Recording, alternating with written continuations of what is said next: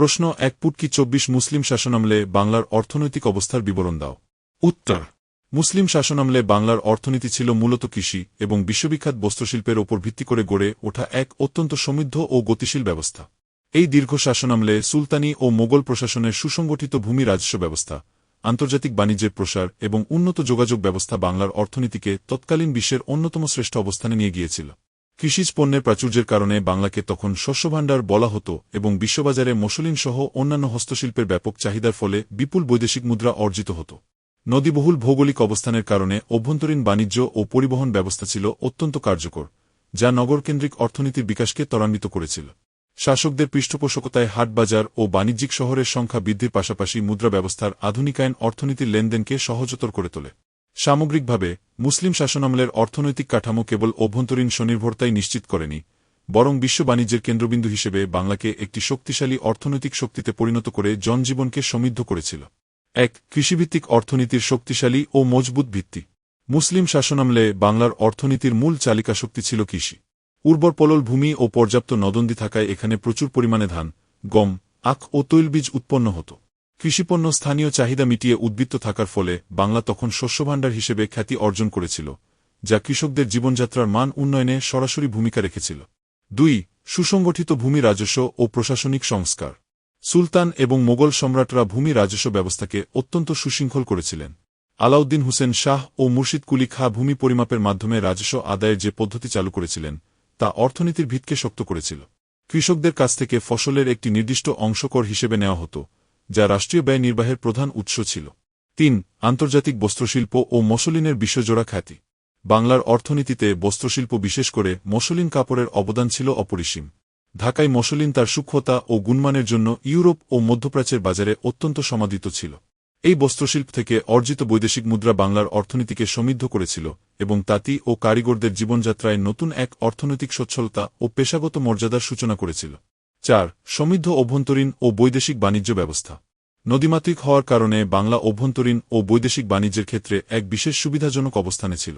নদীবাহিত পণ্য পরিবহন ব্যবস্থা গ্রাম থেকে শহরে বাণিজ্যের প্রসার ঘটিয়েছিল।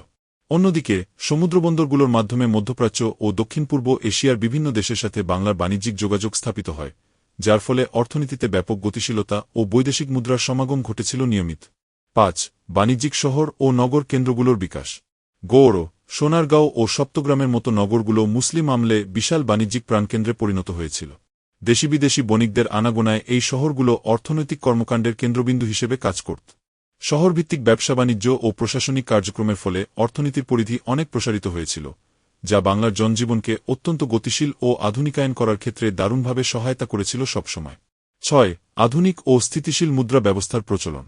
মুসলিম শাসকরা অর্থনীতিকে আরও শক্তিশালী করতে রৌপ্য ও তামার মুদ্রার ব্যাপক প্রচলন করেছিলেন। এই সুশৃঙ্খল মুদ্রা ব্যবস্থা অভ্যন্তরীণ ও বৈদেশিক বাণিজ্যিক লেনদেনকে অনেক সহজ ও নির্ভুল করেছিল। মুদ্রা ব্যবস্থার এই প্রবর্তনের ফলে ব্যবসায়ীদের আস্থা বৃদ্ধি পায় এবং লেনদেনের ক্ষেত্রে আগের চেয়ে অনেক বেশি স্বচ্ছতা ও গতিশীলতা তৈরি হয় সেই সময় প্রতিটি ক্ষেত্রে। ৭ ব্যবসায়ীদের সংগঠিত ও শক্তিশালী বাণিজ্য সংঘ। বাংলার ব্যবসায়ীরা সে সময় সমবায় বা সংঘ গড়ে বাণিজ্য পরিচালনা করতেন। এই সংঘগুলো বাণিজ্যের সুনির্দিষ্ট নিয়মকানুন ও মানদণ্ড নির্ধারণ করত, যা সদস্যদের স্বার্থ রক্ষা করত। এই সংগঠিত বণিক শ্রেণী বাণিজ্যের গতি বৃদ্ধি ও বৈদেশিক বাজারে বাংলার পণ্যের মান বজায় রাখার ক্ষেত্রে অত্যন্ত কার্যকর ও গুরুত্বপূর্ণ ভূমিকা পালন করে আসছিল প্রতিনিয়ত। ৮ কৃষি প্রযুক্তির উৎকর্ষ ও উন্নয়ন প্রক্রিয়া। লাঙল, মুই এবং উন্নত সেচ ব্যবস্থার ব্যবহারের মাধ্যমে কৃষি প্রযুক্তির ব্যাপক উন্নয়ন ঘটেছিল। খাল খনন ও বাঁধ নির্মাণের মাধ্যমে বৃষ্টির পানি সংরক্ষণের কৌশল কৃষিকে খরা ও বন্যা থেকে রক্ষা করত। এই প্রযুক্তিগত উন্নতি কেবল উৎপাদনশীলতা বাড়ায়নি, বরং ফসলের বহুমুখীকরণের মাধ্যমে বাংলার অর্থনীতিকে অনেক বেশি স্থিতিশীল ও ঝুঁকিমুক্ত করে তুলতে সহায়তা করেছিল। ৯ বনজ ও জলজ সম্পদের বহুমুখী ব্যবহার। সুন্দরবন সহ বাংলার বনাঞ্চল থেকে কাঠ, মধু ও মোম সংগ্রহ করে বাণিজ্যিকভাবে ব্যবহৃত হতো। এছাড়া বঙ্গোপসাগর ও অসংখ্য নদনদী থেকে প্রাপ্ত মাছ ছিল গ্রামীণ অর্থনীতির অবিচ্ছেদ্য অংশ। বনজ ও জলজ সম্পদের এই সহজলভ্যতা স্থানীয় মানুষের কর্মসংস্থান তৈরিতে এবং অভ্যন্তরীণ অর্থনীতির চাহিদা মেটানোর ক্ষেত্রে এক বিশাল ও অসামান্য সহায়ক ভূমিকা পালন করত। ১০ বিদেশি পর্যটকদের চোখে বাংলার অর্থনৈতিক সমৃদ্ধি। ইবনে বতুতা ও বারবোসার মতো বিদেশি পর্যটকরা বাংলার সমৃদ্ধি ও পণ্যমূল্যের স্বল্পতা দেখে বিস্মিত হয়েছিলেন।